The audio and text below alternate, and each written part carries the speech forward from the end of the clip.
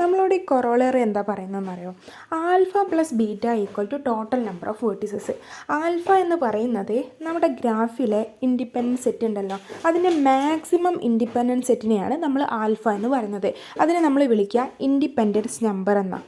അതേപോലെ ബീറ്റ എന്ന് പറയുന്നത് നമ്മുടെ ഗ്രാഫിലെ കവറിങ് ഉണ്ടല്ലോ, അതിലേറ്റവും മിനിമം നമ്പർ ഓഫ് കവറിങ്, ഒരു ഗ്രാഫിനെ കവർ ചെയ്യാൻ വേണ്ടി ഏറ്റവും മിനിമം നമ്പേഴ്സ്, അത് നമ്മൾ പറയുക എന്താ, കവറിങ് നമ്പർ എന്ന അതിനെയാണ് നമ്മൾ ബീറ്റ എന്ന് ഡിനോട്ട് ചെയ്തത്.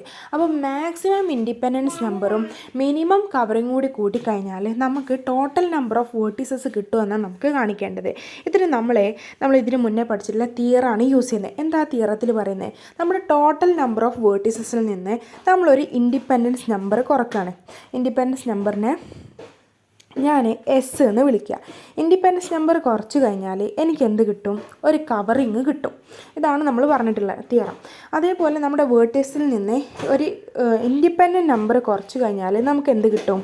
ഒരു കവറിങ് കിട്ടും. ഈ കൺസെപ്റ്റ് നമുക്കറിയാം. നമ്മൾ വേർട്ടെക്സിൽ നിന്ന് കവറിങ് കുറച്ചാൽ നമുക്ക് ഇൻഡിപെൻഡൻസ് നമ്പർ കിട്ടും.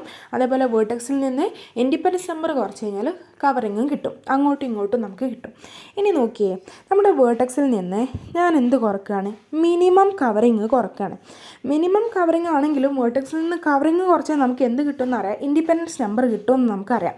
അപ്പോൾ മാക്സിമം ഇൻഡിപെൻഡൻസ് നമ്പർ കിട്ടാം, ഒന്നെങ്കിൽ മാക്സിമം ഇൻഡിപെൻഡൻസ് നമ്പർ കിട്ടാം, അല്ലെങ്കിൽ അതിനേക്കാളും ചെറിയ വാല്യൂ ഉള്ള ഇൻഡിപെൻഡൻസ് നമ്പർ കിട്ടാം. ഓക്കെ, അതേപോലെ ഞാൻ നമ്മുടെ വേർട്ടെക്സിൽ നിന്ന് മാക്സിമം ഇൻഡിപെൻഡൻസ് നമ്പർ കുറക്കുകയാണ്. മാക്സിമം ഇൻഡിപെൻഡൻസ് നമ്പർ കുറക്കുമ്പോൾ നമുക്ക് എന്തായിരിക്കും? ഒന്നെങ്കിൽ നമുക്ക് നമ്മുടെ മിനിമം കവറിങ് കിട്ടാം, അല്ലെങ്കിൽ അതിനേക്കാളും കൂടുതലായിട്ടുള്ള കവറിങ് കിട്ടാം. ഇനി നോക്കിയേ, ഇത് രണ്ടും ഒന്ന് കൂട്ടി വായിച്ച് നോക്കിയേ. അപ്പോൾ എന്ത് കിട്ടും? നമ്മുടെ ആൽഫ പ്ലസ് ബീറ്റ ചെയ്ത് കഴിഞ്ഞാൽ നമുക്ക് ടോട്ടൽ നമ്പർ ഓഫ് വേർട്ടിസസ് കിട്ടുമെന്നായല്ലോ.